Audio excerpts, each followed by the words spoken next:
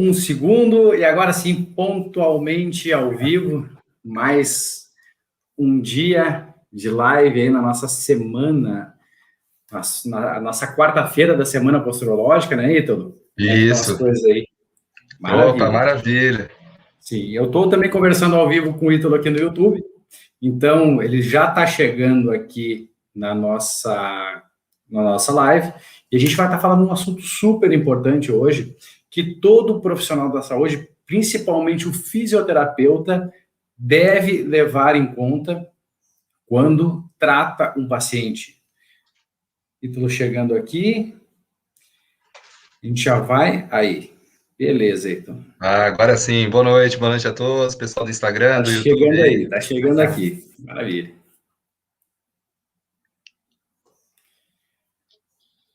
Aí, agora sim. Maravilha. Maravilha. Boa noite, pessoal do Instagram, pessoal do YouTube, tudo jóia? Tudo maravilha, mil maravilhas. Eu vou ajustar minha Boa. câmera aqui de novo.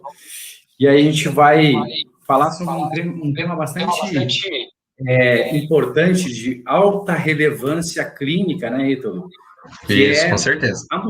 os olhos, né? Os olhos como um todo.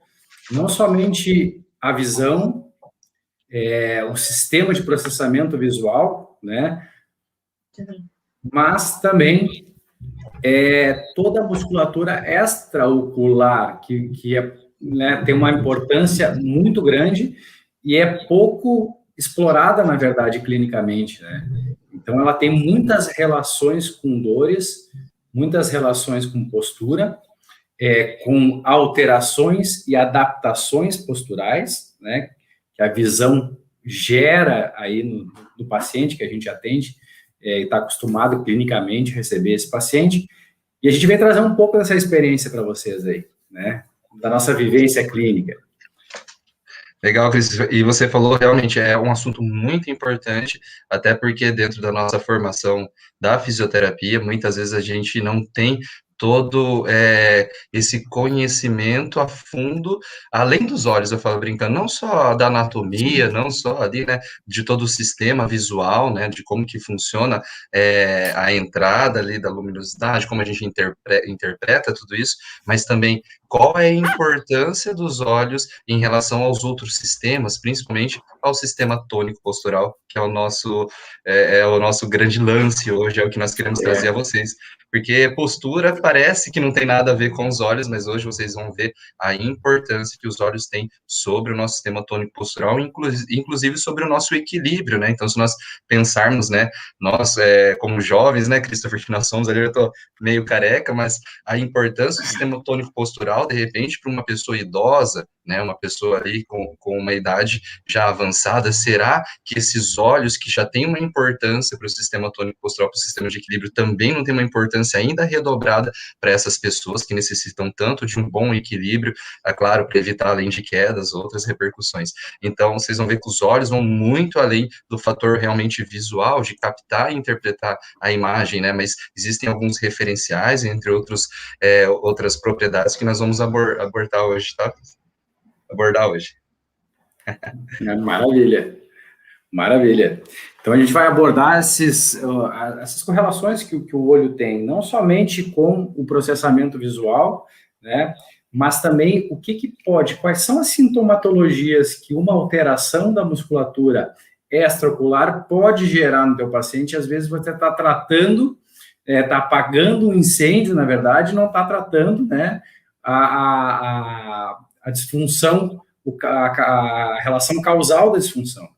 Então, às vezes você está, por exemplo, vamos dar um spoiler agora aqui, então, está tratando uma torcicolo recorrente de um paciente, que você trata a torcicolo, ele daqui um pouco, 15, 20 dias retorna, trata uma torcicolo, 15, 30, 20 dias retorna, e você não avaliou a musculatura extrínseca, a musculatura oculomotora, para ver se os olhos realmente são, né, são funcionais em toda a sua mobilidade para estar captando e montando a imagem, trazendo, né, essa montagem da imagem para o processamento visual de forma adequada. Então, muitas vezes o paciente precisa aumentar, né, uma rotação cervical, ou até mesmo usar grupamentos acessórios musculares, como de tronco, enfim, para conseguir buscar aquele campo visual.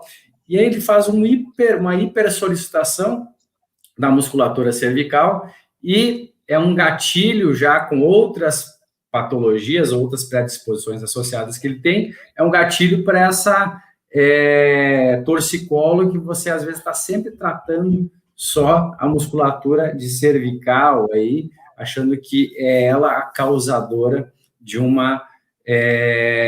de um torcicolo, por exemplo, que a gente muitas vezes acha que é ou congênito, um torcicolo recorrente, não tem, na verdade, nada a ver com isso. Então, esse é um pequeno spoiler do que a gente vai estar falando hoje aí. Show! Mas, no seu dia a dia clínico, Ítalo, assim, quando você acha que é importante um paciente chega, assim, quando você acha que é importante dar atenção aí para a musculatura extrínseca, a musculatura que está no entorno dos olhos aí, que participam desse movimento aí do globo ocular. Show, excelente questão, Christopher, maravilha. Vamos introduzir então o nosso assunto um pouquinho, para até eu responder essa pergunta de uma maneira que o pessoal possa entender. Pessoal, perfeita foto, Christopher, deixa essa imagem aí que tá perfeita. Pessoal, Christopher, se me permite, tá? Voltando um pouquinho na história, eu gosto sempre de falar da história, o Christopher também. Então, nós estamos sempre falando da história da posturologia, todos os cientistas, vários profissionais aí que ao longo da história foram ajudando a construir esse conhecimento, esse entendimento do sistema tônico postural, e nós podemos citar o Dr. Baron, em 1955, né, que se nós pensarmos nos estudos dele em relação ao sistema óculo-motor, sistema óculo-visual, o Dr. Baron, um oftalmologista, em 1955, ele fez um experimento com peixes. Ele pegou os peixes, e se vocês observarem ali no olho humano, os peixes também, assim como o olho humano, tem 6 músculos que movimentam o globo ocular. Temos o reto medial, reto lateral, reto superior, reto inferior, oblíquo superior e oblíquo inferior. E todos esses músculos são inervados, e eles têm tanto nervos que vão aferir, ou seja, eles vão perceber, né, a posição do globo ocular, as tensões solicitadas ali, e eles também vão eferir, ou seja, eles vão responder, eles vão controlar o tônus dessa estrutura óculo-motor, ou seja, eles vão controlar o equilíbrio da contração dos músculos desses olhos para uma das funções que eu acho que é extremamente importante para os olhos. Então, eu gosto de falar que o olho, ele tem 2 propriedades muito importantes para o nosso sistema tônico postural. A primeira é justamente essa, estabilizar a nossa visão durante os nossos movimentos estáticos ou dinâmicos. Então, se nós pensarmos, né, no homem da caverna, ou nós hoje em dia mesmo, para a gente sobreviver, a gente tem que ter um bom foco visual para a gente andar, para a gente fazer as coisas do dia a dia. Imagina se nós precisássemos caçar, fugir ou lutar de animais na selva, né? Ou se a gente precisasse fugir de algum perigo. Experimente você correr com o pescoço mole, por exemplo, ou se você correr para um lado para o outro, se seus olhos fossem molengas, imagina a vibração que você teria na sua imagem, seria muito difícil você reconhecer um obstáculo ou ter um bom equilíbrio, então a gente tropeçaria, a gente cairia, a gente não teria um bom desempenho em luta e fuga, por exemplo. Então, existem vários reflexos que já são condicionados ao longo da nossa evolução, que vão controlar justamente o tônus, a contração dessa musculatura que vai estabilizar nossa visão. Então, os olhos e a musculatura cérvico-craniana, como o Christopher já falou para vocês, eles estão inteiramente ligados, eles são emaranhados, porque não tem como dividir os dois. Para a gente ter uma boa estabilidade visual, a gente tem que ter um bom controle da musculatura cérvico-craniana. Então, a posição dos olhos e a posição da cabeça, tanto no controle desse equilíbrio, dessa estabilidade visual, assim como o controle da posição do nosso crânio em relação ao nosso tronco, vai ter uma grande importância pensando nos olhos. De que forma? Os olhos vão aferir, ou seja, ele vai reconhecer a segunda propriedade que eu falo que é muito importante para os olhos também, os nossos referenciais visuais. Então, nós temos alguns referenciais que vão fazer com que a gente entenda como está o mundo à nossa frente, ao nosso redor, e como nós estamos diante do mundo, e também como está cada segmento do nosso corpo em relação a nós. Se nós pensarmos no referencial de como está o mundo diante de nós, e como nós estamos em cima do solo, diante do mundo, os olhos têm uma importância muito, muito grande nesses dois referenciais. E também, se nós pensarmos na posição do crânio e na posição do globo ocular, entra o terceiro referencial de como está cada segmento do nosso corpo em relação ao outro. Então, nós falamos que é geocêntrico, alocêntrico, egocêntrico, que são os referenciais que nós temos em relação ao nosso sistema tônico postural. Isso é muito importante, por quê? O que os olhos vão fazer? Ele vai nos dizer como que o mundo está ao nosso redor, como nós estamos no mundo, para que o nosso sistema músculo-esquelético se adapte e sobreviva frente a esse ambiente, e também ele vai nos dar essa propriedade de estabilização visual, ou seja, estabilização da imagem durante os nossos movimentos. Então, o sistema tônico postural, quando ele utiliza os olhos, eu percebo que essas duas propriedades são muito importantes.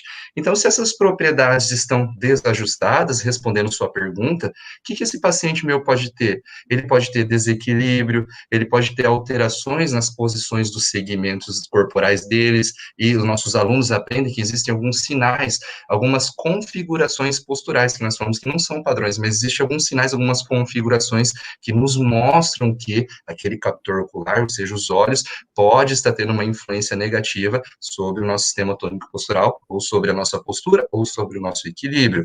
Então, esse é um dos sinais que, quando eu vejo que é um paciente que tem desequilíbrio, tem uma escoliose X, ou tem uma alteração postural Y, ou ele tem, muitas vezes, alguns sintomas como, eu trombo muito, eu escrevo mal, eu vou escrever, parece que minha letra é sempre torta, eu tenho um déficit de atenção, enfim. Oi?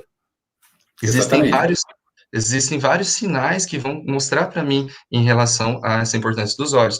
E outra, a estabilidade e a posição craniana. Quando eu vejo um paciente já com uma alteração de posição craniana, como uma inclinação lateral, quando ele está sentado conversando comigo, já me levanta um sinal, ele já levanta uma luz, já liga uma luzinha em relação aos olhos. Então, alterações em relação à posição craniana, é claro, visuais também, mas em relação à posição craniana, alterações posturais, alterações de equilíbrio, né, principalmente dinâmico, a pessoa que vai andando, ela fala assim, parece que eu estou cercando frango, parece que eu não ando muito em linha reta, então já são sinais e sintomas que eu utilizo muito os testes posturológicos e, é claro, os de importância para o sistema oculomotor para observar se existe alguma alteração que pode influenciar. Então, esses são alguns de vários sinais, mas esses são os que mais me chamam a atenção respondendo a sua pergunta. Até eu fiquei curioso também para saber de você, assim, qual, de repente, sinal, sintoma, ou o que você percebe no seu consultório, no seu dia a dia clínico, que está mais relacionado como queixa ao sistema oculomotor, às alterações do sistema oculomotor. Se você puder compartilhar com a gente, seria fantástico também, Cris. Compartilho sim. Mas antes eu gosto muito de exemplificar, gosto muito da gente criar, assim, analogias para entender melhor. Então, eu gosto, tu já brincou, Ítalo, não sei se já pingou uma gota de azeite num copo d'água? Sim. Como é que essa gota fica? Ela fica, se você pinga num copo d'água, né, e vira o copo d'água para cá, aquela gota de azeite sempre procura um ponto cêntrico do copo. Ela sempre vai se deslocando para o ponto cêntrico, né? E eu gosto de comparar muito o olho como se fosse um nível corporal, porque esse é o princípio, na verdade, do nível. Aquele mesmo nível que o pedreiro usa para alinhar uma parede, né, é isso que a gente está falando aqui. Então, quando, né, os olhos, a gente vira a cabeça, os olhos, eles fazem um contramovimento para justamente o quê? Que eu sempre enxergue nivelado, né, horizontalmente, tem uma linha do horizonte muito bem alinhada. Então, o que acontece quando um desses 6 músculos, né, não tem uma boa funcionalidade, né? Esse olho não vai conseguir fazer essa compensação de nivelamento para que eu continue enxergando de forma horizontal. Então, pensa comigo, olha que bacana. Se meu olho, por exemplo, não consegue fazer uma distorção, porque o olho ele faz também uma rotação, além né, do movimento de ir para cima e para baixo, ele também ir para os lados, ele também faz, né, a cicloforia ou ciclomovimento, que é a rotação do olho, para compensar, né, minhas inclinações de cabeça. Então, pensa comigo, o momento que eu não consigo fazer, né, essa ciclorotação para equilibrar por distúrbio de alguma das 6 musculaturas oculomotoras, porque elas são sinérgicas, né, elas não trabalham de forma isolada, cada um tem um vetor de movimento quando é acionada, mas elas não trabalham de forma isolada. Então, quando eu faço essa inclinação da cabeça e meu músculo não tem a capacidade de compensar a minha linha de horizontalidade, o que vai acontecer? Eu vou ter que trabalhar com o tronco para vir para a minha horizontalidade outra vez. Então, isso é muito bacana. A gente fala de uma forma muito simples e ensina em sala de aula de uma forma muito simples, algo que é muito complexo, na verdade, que a gente aprofunda a fisiologia, a neurofisiologia, né, a anatomia em sala de aula. Então, eu gosto muito de perceber clinicamente, quando me chega um paciente em consultório, se existe alterações posturais e queixas, né, de dores superiores. Por exemplo, estou sempre com uma dor em trapézio, eu estou sempre com uma dificuldade de rotação de cabeça. Então, isso são sinais clínicos que, na minha investigação, tanto da musculatura extraocular quanto do poder de processamento visual, né, que o olho ele trabalha com luz, né, ele faz um processamento de fototransdução. Então, esse processamento visual, ele também me traz relações de posicionamento, e de equilíbrio e de horizontalidade. Então, eu sempre correlaciono toda a avaliação do olho para ver se tem alguma relação com as queixas que esse paciente me chega em consultório. Então, essa é uma das 1000 dicas que a gente pode falar, né, de olho, né, visão e dor e postura. Show. Christopher, falando sobre isso, até você falou ali do centro de gravidade, que eu vi o slide ali, você falou do exemplo legal, eu gosto sempre de falar também do exemplo do binóculo, né? Se a gente precisa ter um bom foco longitudinal, a gente tem que fazer uma boa convergência, assim como a gente converte as lentes do binóculo, né, para ter um bom foco. Se a gente tem, por exemplo, um espasmo do reto lateral, ou uma rigidez do reto lateral, e não tem uma boa convergência, a gente faz testes de convergência para ver se essa convergência é boa, se ela é funcional. Caso isso não ocorra, lembre-se que a gente sempre fala nas lives, o corpo sempre vai fazer uma compensação e uma adaptação em relação àquilo. Então, se eu não tenho uma boa convergência das lentes, muitas vezes eu tenho que mudar a posição do meu crânio, ou seja, eu tenho que anteriorizar, eu tenho que trabalhar as cadeias anteriores e posteriores em sinergia, para que eu tenha um bom foco e uma boa estabilidade diante dessa alteração. Então, acredito que provavelmente os próximos slides vão seguir em relação a isso, por isso que eu já acrescentei. Perfeitamente. Então, a gente sempre sabe que o olho, ou seja, a visão, ou o sistema oculomotor, tem o poder de ajudar e organizar. Claro que isso é muito multifatorial, a gente sabe que isso não é só um sistema, mas aqui a gente está didaticamente, né, separando o olho de todo o sistema do equilíbrio, tá? Então, o que a gente vai falar aqui?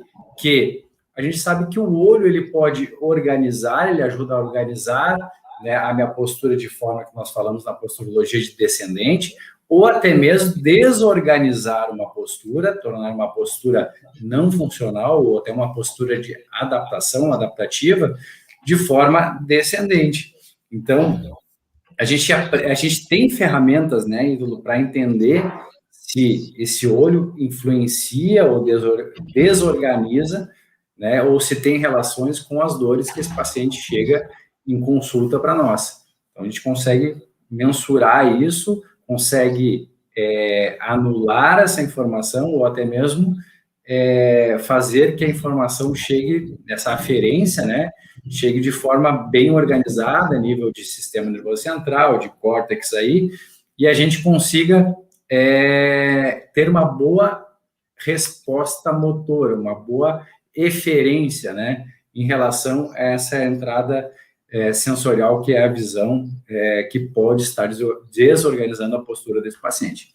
Perfeito, Christopher. E a sintomatologia e repercussão pode ir até em estruturas, né, em sistemas que muitas vezes, para o fisioterapeuta ou para o paciente, parece até que seria surreal, como nesse exemplo que você me falou, né, da cabeça inclinada, do tronco inclinando para manter o eixo visual, ou até no exemplo que eu falei da convergência, né, de uma anteriorização de crânio, uma alteração, isso, perfeito slide, uma mudança no tônus da cadeia anterior. Imagina o sistema dentoclusal, ou seja, a mastigação, a mordida desse paciente que tem um crânio alterado, uma posição craniana alterada.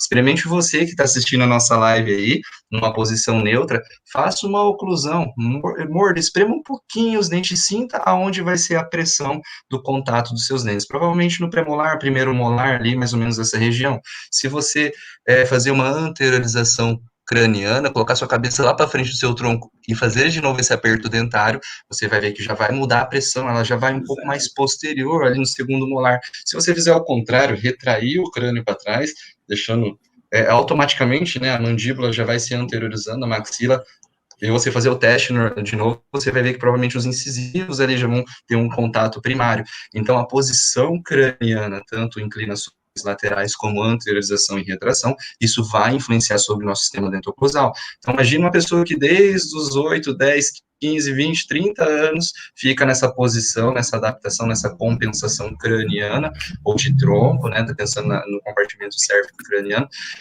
tóraco cervical ou cérvico-craniano. Imagina como que não vai estar a pressão sobre algum dente ou sobre uma região, ou como é que vai estar essa mordida desse paciente. Nós podemos ter alterações nas estruturas dentárias, enfim, várias queixas relacionadas ao sistema dentoclusal, advindas de uma repercussão que foi oriunda lá do sistema óculo-motor. E olha que loucura, pegando o gancho do que você falou agora. Ele pode ter um toque oclusal prematuro, né? E aí, o que acontece? Uma falsa dor de dente, que ele busca, muitas vezes, o dentista dizendo, eu tenho dor de dente.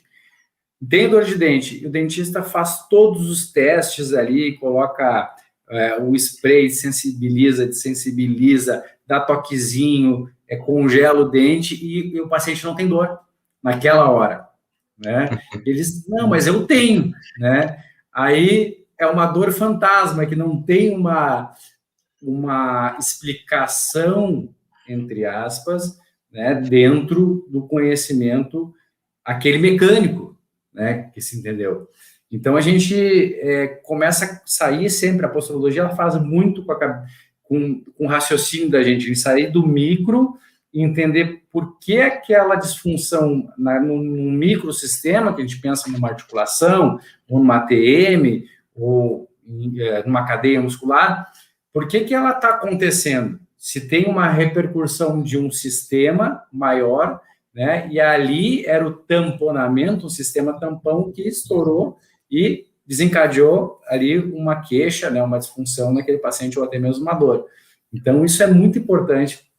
A gente bate muito isso, né? Foca muito isso nas nossas aulas de posturologia, para que o aluno justamente entenda que aquilo que ele está tratando pode não estar ali o problema, pode vir de outro, né, de outro segmento. Perfeito, Cris. Isso a gente está falando ainda de estruturas, né, de posições, de segmentos, na verdade, de alterações osteomioarticulares, digamos assim, a grosso modo, né, a gente está falando de uma forma estrutural, mas se nós pensarmos de uma forma neurológica, a gente fala, nossa, então, mas existe toda essa correlação, existe, aí para os fisioterapeutas que estão nos assistindo, se nós pensarmos no nervo trigêmeo, né, nós temos três divisões ali, por isso o trigêmeo, a rama oftálmica, a maxilar e a mandibular, né, V1, V2 e V3, haja vista que a rama maxilar, ou seja, a mandibular, perdão, a V2, vai se comunicar com V1, com a rama oftálmica, ou seja, existe uma inter-relação neurológica entre o ramo do trigêmeo, existe uma anastomose ali, uma comunicação entre V2, entre a maxila, entre toda a aferência da nossa mordida, do nosso contato dentário, indo também se comunicando com os olhos através do ramo V1, e sem falarmos, né, a nível nível de tronco cerebral, que iria muito mais longe, os núcleos da base ali no tronco cerebral. Nós temos o núcleo da base do trigêmeos, também nós temos os núcleos oculomotores, então nós temos uma comunicação a nível de tronco cerebral, a nível do sistema nervoso central, entre as áreas dos olhos e da mordida, assim como os pés também, e o labirinto. Por isso que nós falamos que o sistema vestibular e o sistema tônico postural, eles são entrelaçados, não existe, como a gente fala que muda o nome, mas as duas coisas participam integralmente de todo o nosso sistema tônico postural. E aí a recíproca é verdadeira, porque essa anastomose aí também pode ser aí ao contrário, pode ser essa anastomose neurológica, eu posso ter a minha TM influenciando na mobilidade ocular. Então, olha que loucura isso aí, né? Quando a gente começa a pensar que existe uma via de mão dupla aí, e eu tenho sempre investigar o meu paciente para ver, poxa, que sistema está sobrecarregando o outro sistema ou se eles funcionam bem. E aí, para nós, quem está nos acompanhando aqui no YouTube, a gente tem uma imagenzinha aqui em plano sagital de um paciente aí com seu centro de gravidade normal e um centro de gravidade mais anteriorizado, né? Então, em relação à falta de convergência ou a paralisia ou hipertonia de algumas musculaturas extraoculares, a gente sabe que o paciente, ou muitas vezes ele trabalha muito nessa relação do plano sagital. Quando existe a paralisia ou a debilidade ou a deficiência, né, ou uma hipertonia dessa musculatura extraocular. Então, é muito característico, né, na avaliação desse paciente postural, que existam também alterações em plano sagital desse paciente. Então, o corpo te dá dicas também, né, Ítalo? Então, às vezes a gente vai de um sistema para o corpo e, às vezes, quando a gente coloca o paciente no posturógrafo, que faz a avaliação posturológica dele, e não entrou no microsistema, ou seja, né, nos sistemas de aferência ainda, a gente já sabe que qual possível, né, sistema que está, né, gerando a disfunção pela característica postural que esse paciente nos apresenta.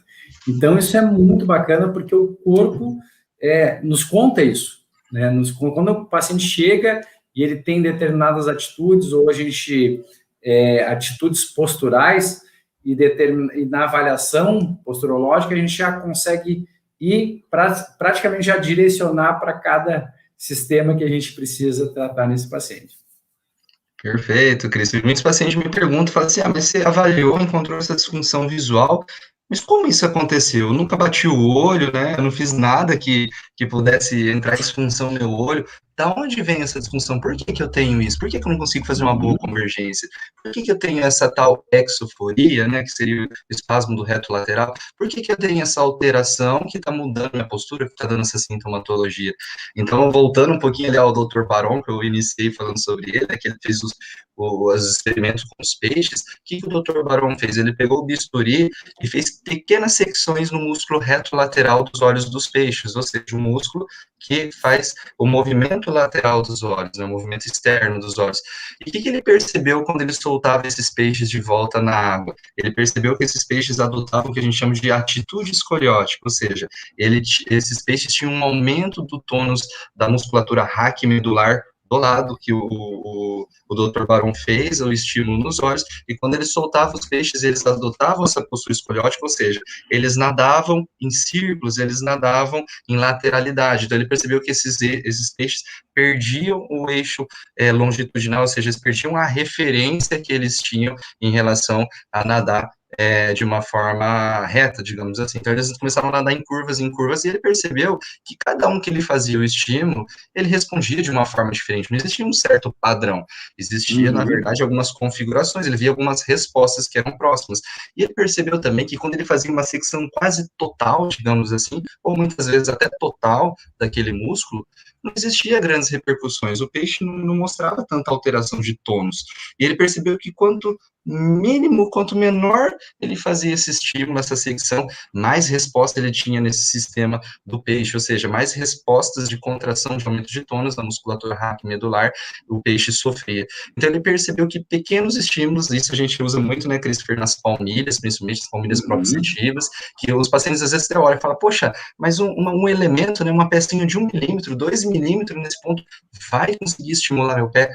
Vai conseguir estimular não só seu pé, mas todo o seu sistema tônico postural, inclusive os seus olhos, porque o Christopher, acredito que você vai falar muito bem sobre isso, Christopher, sobre o eixo viso-podal, que é o eixo dos olhos e os pés, mantendo toda essa relação, todas essas propriedades que nós falamos do equilíbrio, dos referenciais visuais, de tudo isso que a gente fala dentro do sistema tônico postural.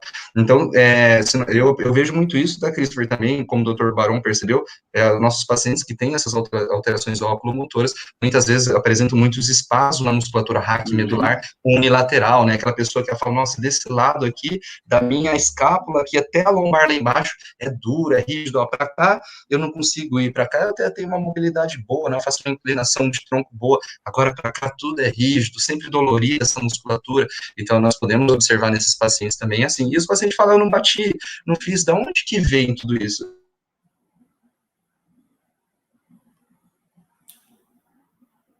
Falhou um pouquinho ali, pessoal.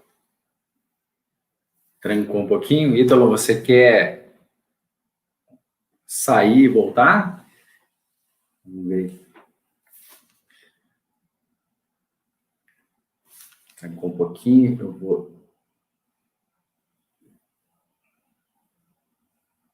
Beleza, eu vou adiantando aqui o assunto, enquanto o Ítalo retorna à nossa live, que o paciente normalmente pergunta, poxa, mas da onde veio essa dor? Essa dor começou do nada, eu não tropecei, eu não me bati, eu não sofri, não caí um tombo, eu não sofri nenhum trauma. Essas dores, justamente, pela tensão que as cadeias musculares começam a gerar para melhorar, né, o meu centro de equilíbrio. Então, eu preciso, se eu não enxergo muito bem, por exemplo, tem uma alteração da visão de um dos olhos, eu normalmente tendo a deslocar o meu corpo para proteger justamente aquele lado que eu não enxergo tão bem. Então, eu começo a fazer uma tensão nas cadeias musculares para tentar me equilibrar melhor contra a gravidade. Então, esse aumento aí de tônus, essa hipertonia, nem sempre é saudável e pode começar a gerar contraturas, pode gerar também alteração do tecido, trigger points, tender points, né? E esse paciente vai ter uma lesão e vai ter uma queixa de dor futuramente. Então, é muito legal quando a gente chega, então, no paciente, aí falando do eixo viso-podal, que é desde do olho até o pé, pensar que as alterações que eu tenho no sistema oculomotor ou na minha entrada visual, elas também vão repercutir, Ítalo está voltando aí, elas também vão repercutir nos meus pés. Por quê? Porque o pé, na verdade, é um grande equilibrador. O pé, ele é minha base de sustentação. E quando eu tenho alteração do meu centro de gravidade, ou seja, tenho mudança do meu centro de gravidade, o pé, como um sistema equilibrador, vai ter que mudar o seu posicionamento para me manter equilibrado e me manter contra a gravidade, tanto de forma estática quanto de forma dinâmica.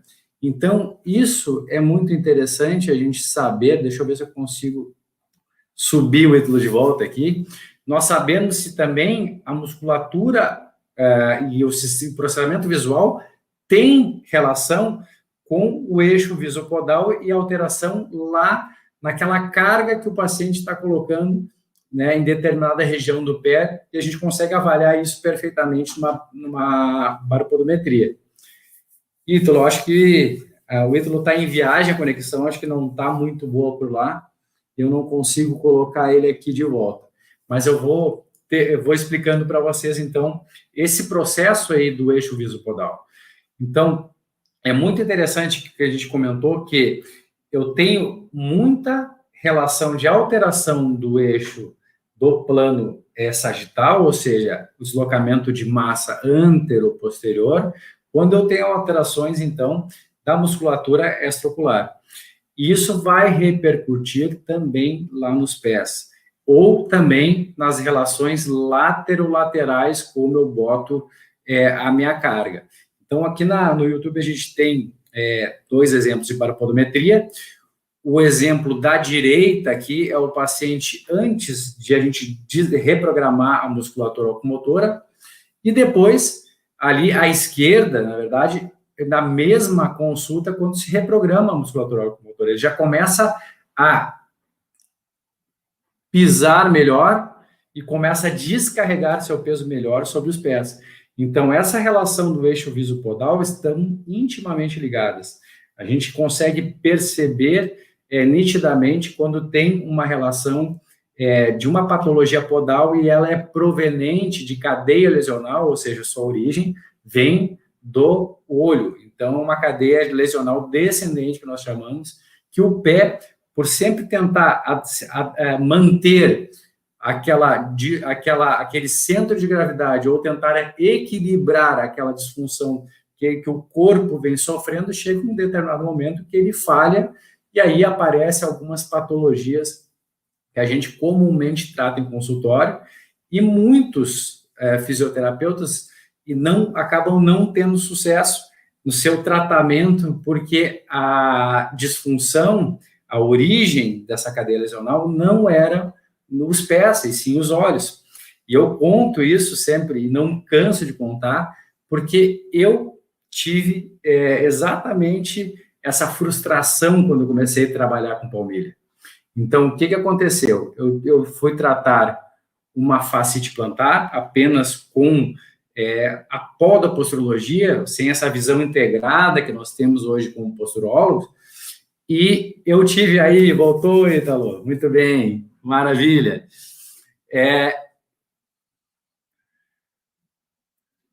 Não tem galho. Estou contando a história da minha frustração quando estava contando a história do eixo visopodal e justamente que o eixo visopodal pode causar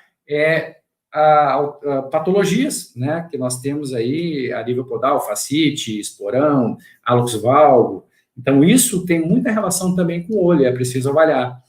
E eu tive uma grande frustração, que foi fazer um curso de palmilha, isso há 10 anos atrás, fazer um curso de palmilha, usar todos os protocolos para uma fascite plantar, e minha paciente melhorou apenas 30 dias e recidivou. Porque o problema principal, né, a cadeia disfuncional, não era o pé. A fascite plantar não era causada, aquela sobrecarga sobre toda a musculatura flexora e fáscia, que estava sendo sobrecarregada diariamente ali, não vinha, né, do pé, não era ali o problema, e sim, justamente um problema de convergência que trazia o seu centro de massa mais anterior. E o que o pé fazia? Entrava mais em garra, né, ativava mais ainda os flexores, fáscia, toda a musculatura, flexor longo, né, e toda essa musculatura de cadeia posterior que nós temos embaixo do pé, e a paciente não melhorou. Então, não era só a palmilha, eu precisava de algo mais e entender melhor qual era o caminho da disfunção, onde é que estava, né, a cadeia, o princípio daquela cadeia lesional que estava acontecendo no meu paciente. E quando eu identifiquei, né, depois comecei a trabalhar com a posturologia novamente, chamei a paciente, identifiquei isso, e aí sim fiz uma nova palmilha com um raciocínio mais diferenciado, e não foi só aquele protocolinho barra reto capital para relaxar os flexores plantares, que muitas vezes não vai funcionar essa receita de bolo. Então, é aí que muitos fisioterapeutas e colegas que trabalham com palmilha se frustram. Eu fiz um curso de palmilha, não resolveu, não funcionou, não ganhei renome, caíram de pau em cima de mim, começaram a falar mal da minha técnica, porque o conhecimento, talvez, que você trabalhava era muito raso, né? um conhecimento muito básico. Para alguns funcionava, provavelmente funcionava, para outros não funcionava. Então, quando você abre o seu horizonte e entende da onde pode estar vindo essas disfunções, as cadeias lesionais, as alterações adaptativas, né? E aquela dor do paciente como consequência, você consegue ser efetivo no seu tratamento. E aí que você vira o bom profissional, você vira a referência da cidade, você é respeitado, e aí tem todas as repercussões financeiras que a gente sabe que já existe por trás disso. Então, eu sempre gosto de contar essa história porque foi o divisor de água na minha vida, o antes e o depois de trabalhar com palmilha e ser posturólogo. São coisas bem diferentes. Né? Claro.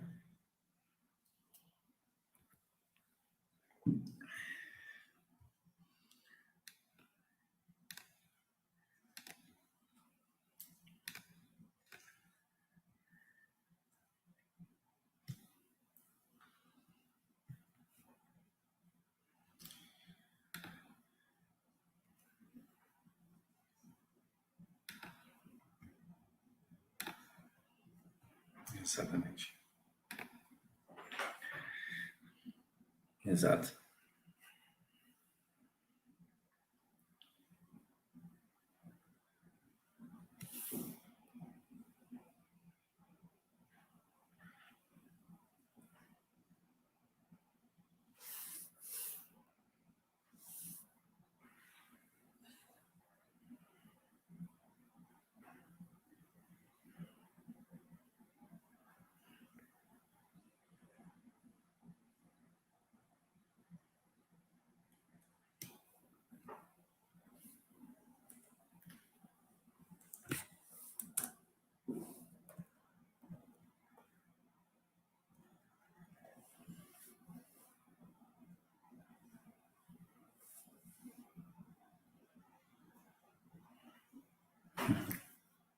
Legal.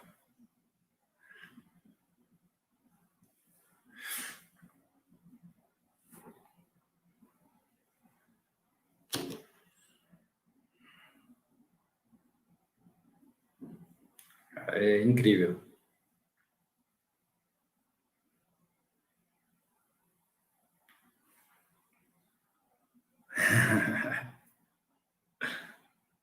Seria a lógica, né, para o leigo, né?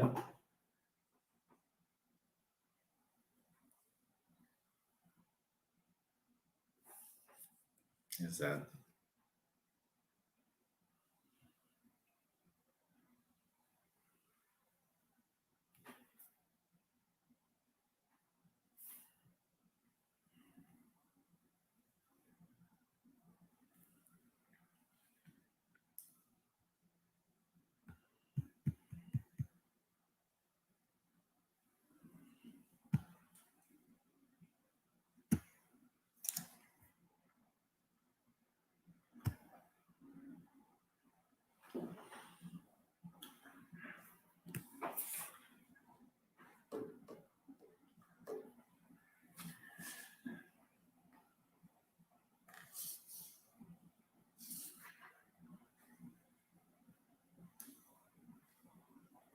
Perfeitamente. É sensacional. Eu sou suspeito para falar que é o antes e depois, é um divisor de águas, né?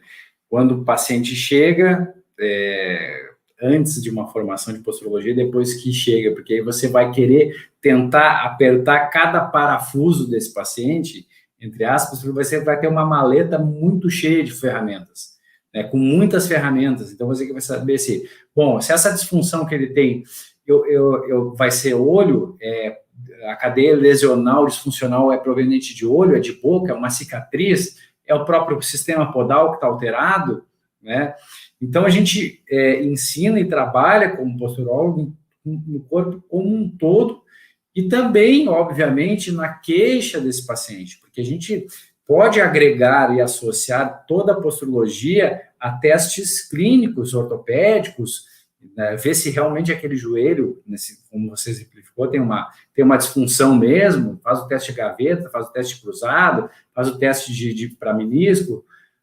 Então, muitas vezes todos dão negativo e o paciente está com dor, né? E ele fez uma ressonância, chega em consultório e está com dor. E os testes dão negativos. E aí tem que ter uma explicação, né? E eu te conto que, para mim, a posturologia, ela te traz muitas explicações, onde, quando eu comecei somente como fisioterapeuta, eu não tinha essas explicações, porque eu não vim em faculdade, a gente não aprendeu sobre os sistemas, né, as vias de comunicação postural e as suas repercussões. Então, isso a gente não tem essa formação de base, isso não é culpa nossa. Mas eu volto a falar o que eu falei na live passada. Existe um oceano azul aqui no Brasil, já na Europa está cheio, tá? Eu vim de lá, fiz formação lá, participei de congresso lá cheio de posturólogo. Aqui ainda existe um oceano azul, limpo, aquela praia caribenha, vamos dizer assim, né?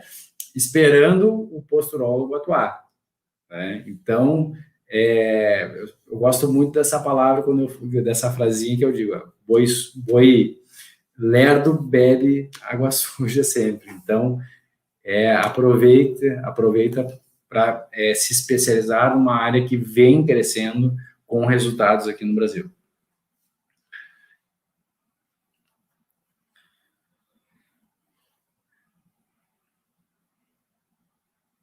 Exato.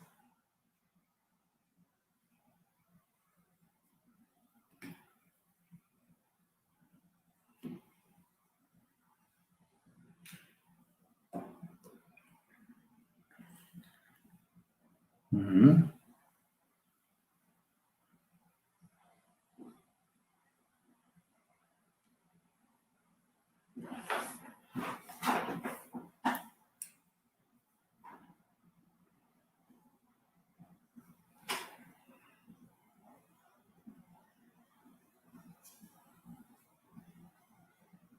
Uhum.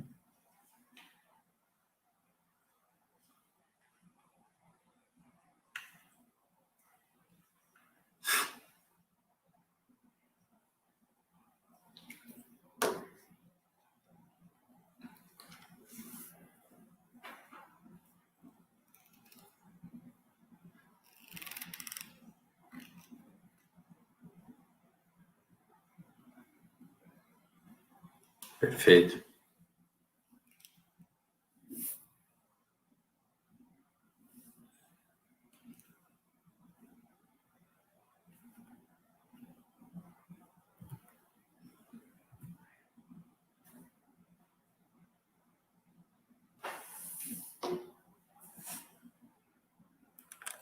Essas questões.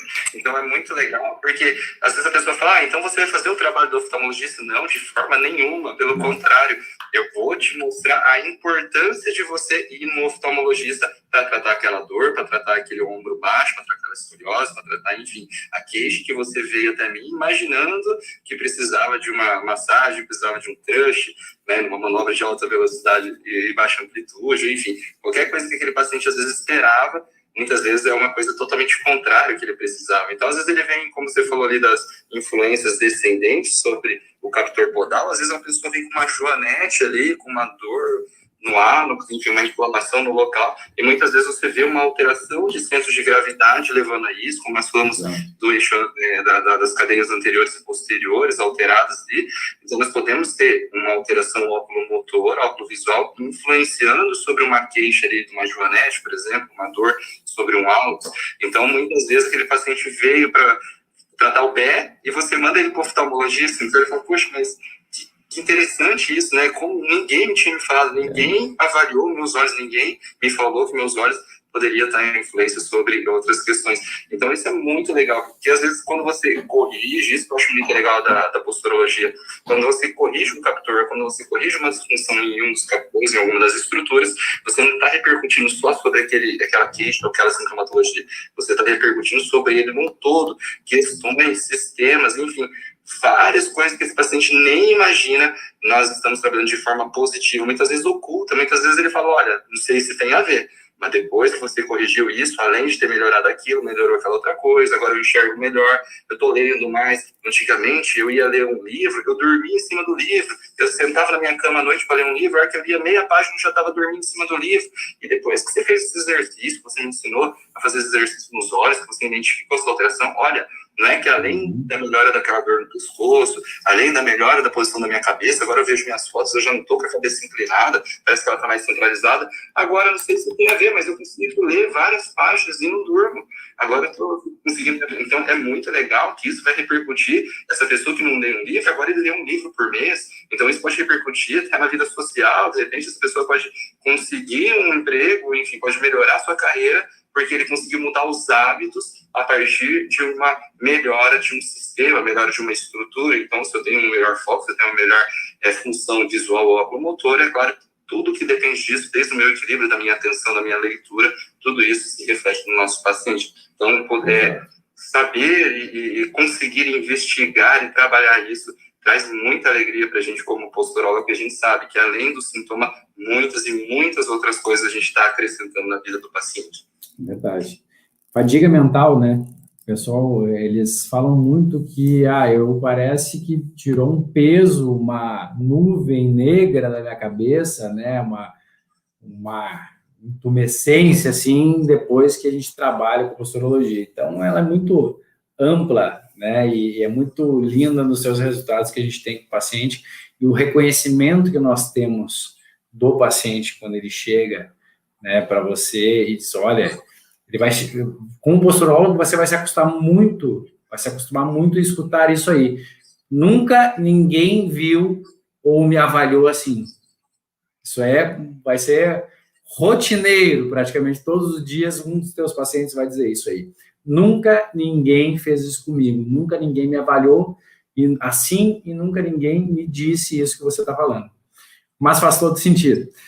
Eu tenho um paciente de 8 anos, cara, foi fenomenal, porque foi indicação, inclusive, de uma aluna da pós-graduação, que ela mandou, e o João chegou e eu expliquei, né, olha, isso, por causa disso, está acontecendo isso, a gente vai fazer isso, assim, e ele com 8 anos disse assim, isso realmente faz todo sentido.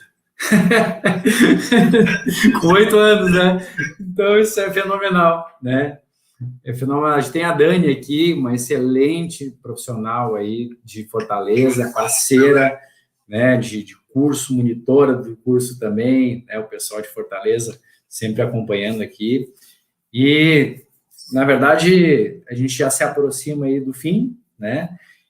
A gente quer já deixar o convite para a semana que vem, quarta-feira, às 8h51, estaremos falando sobre cicatriz e as suas repercussões. Será que uma cicatriz pode mudar uma postura, alterar uma postura? Será que ela pode gerar dores? Né? Quais são as consequências aí de uma cicatriz que pode, do paciente que chega no seu consultório? Então, a gente vai estar falando sobre isso na próxima quarta-feira. Você vai ser super, né, e muito bem-vindo para estar mais uma noite conosco. E acho que por hoje a gente já encerra por aqui. O Victor falou que em breve vai fazer o curso. E em breve, Victor, tem uma novidade top aí que a gente vai abrir para vocês. Então, vale a pena. Aguenta firme aí que vai valer a pena com certeza. Ítalo, algum recado para os nossos guerreiros que nos acompanham até essa hora aqui? Uma boa noite a todos, muito obrigado, pessoal. Cris, e eu já deixo uma pergunta hoje para os fisioterapeutas, para os colegas profissionais da saúde que estão aí com a gente. Você que está aí até hoje, você avalia a cicatriz do seu paciente ou as cicatrizes do seu paciente? Você olha, testa ela, você dá importância para ela? Ou você, muitas vezes, na sua anamnese, não lembra nem de perguntar se tem uma cicatriz? Exatamente. Ou não pede para olhar aquela cicatriz? Como é que está essa cicatriz visualmente, né? Na palpação ou nas respostas sobre o sistema tônico-postural? A cicatriz pode influenciar no nosso sistema tônico-postural? Acompanhe a gente, que semana que vem nós vamos dar todas as respostas para vocês. Joia. Fantástico. Gente, muito obrigado pela companhia de vocês. Uma boa noite. Fiquem com Deus, durmam bem e quarta-feira que vem estamos juntos aí novamente. Obrigadão, viu? Boa noite a todos. Obrigado a todos, valeu pessoal, vai desculpa na queda da internet aí, o pessoal do YouTube eu não consegui voltar, mas um abraço a todos vocês aí do Instagram, o pessoal do YouTube também, fica aí meu carinho, até a próxima, tá? Fica gravada a live, hein?